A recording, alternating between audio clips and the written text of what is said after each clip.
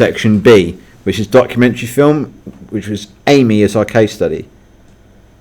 So the questions were either 2A, apply one filmmaker's theory of documentary film you have studied to your chosen documentary. How far does this increase your understanding of the film? That's 20 marks.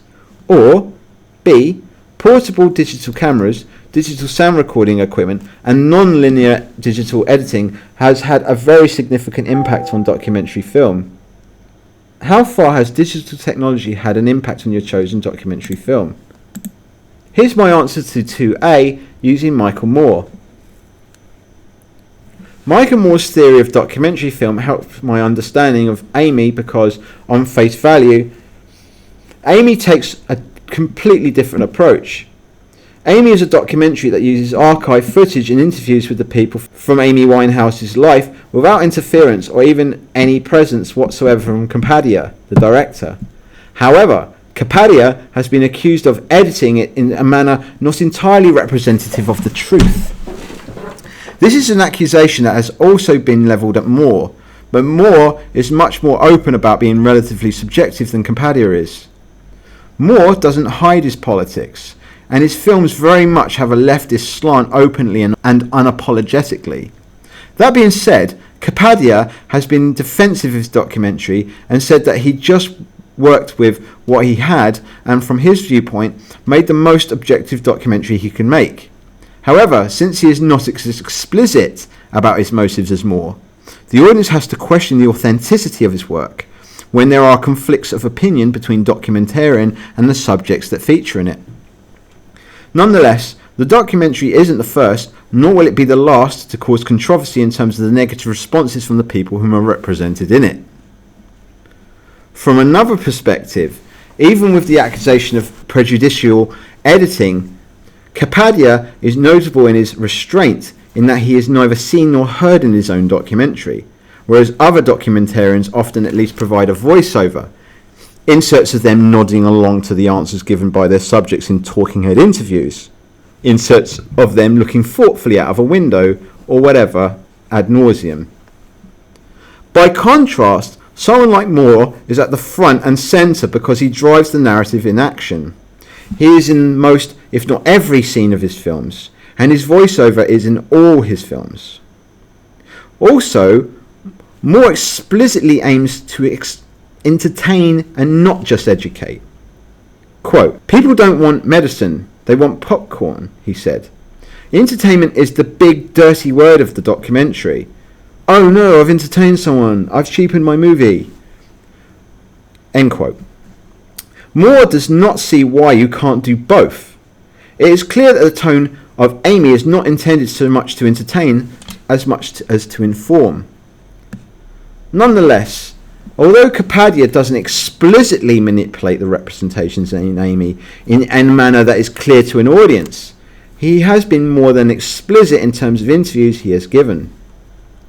Quote, "There's a point in the process where you can start correcting your interviewees because you know the story now. I know it," he says. "I know when someone's telling me something true and when they're making it up. I know when they're putting themselves in her life." Or I'll start saying to people when they say they've met Amy, "I don't think you've really met Amy. The person you described, that's not Amy. By that point she'd changed, and I don't know what you're talking about." End quote. Therefore, he could be argued to be just as arrogant as Moore in terms of shaping his documentary to suit his point of view of the subject matter, although he is more clandestine and arguably dishonest in how he does so. In conclusion, Michael Moore's approach to documentary filmmaking did indeed increase my understanding of Kapadia's Amy. It allowed me to realise that one can take an agitprop approach to documentary filmmaking, but like Kapadia, but unlike Moore, one can do it subtly. And I got the full 20 marks.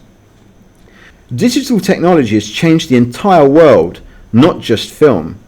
Nonetheless, digital technology has indeed made Kapadia's work a lot easier than it might have been otherwise when he made Amy.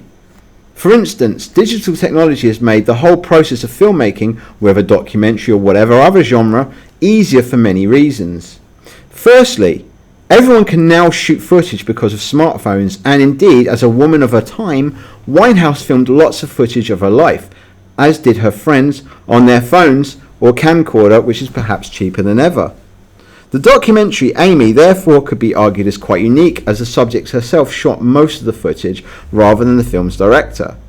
Kapadia himself admitted that he was overwhelmed by how much footage became available to him when he contacted people who knew Winehouse, whom were quite happy to turn over the wealth of digital footage to Kapadia in memory of their friend. One cannot imagine such a situation arising in the pre-digital age, where if one were to want to make a documentary about someone, especially if they were dead, then one would have to have a much harder time. This is because only media companies generally had footage of, say, pop stars, i.e. through Top of the Pops, or other TV programs or official interviews. And this footage would need to be purchased rather expensively from them.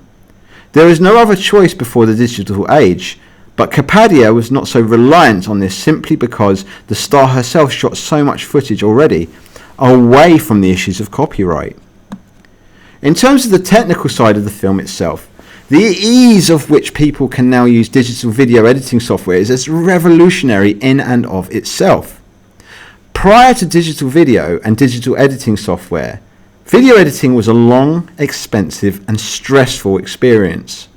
One would have to source the footage, which would have been held on some form of celluloid or quote-unquote videotape, so therefore physical media. This could have involved literally tons of videotapes needing to be reviewed and organised via time codes. This would be a very time-consuming affair, whereas in the digital age one can harvest footage rather easily and organise them accordingly in digital folders on a PC. In terms of editing in a non-linear fashion, digital editing software such as Adobe Premiere Pro or Final Cut Pro has made this once arduous task a piece of cake, so to speak, because the workspace on such programs are all rather user-friendly and designed for use by the mass public. Originally, analog video editing was only either done by professionals or film buffs because the process was very cumbersome, time-consuming and often infuriating.